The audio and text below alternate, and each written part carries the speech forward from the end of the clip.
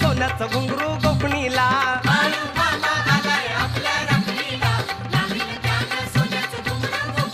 अहो बाळू मामा आलाय आपल्या राखणीला लावील त्यानं सोन्याचं घुंगरू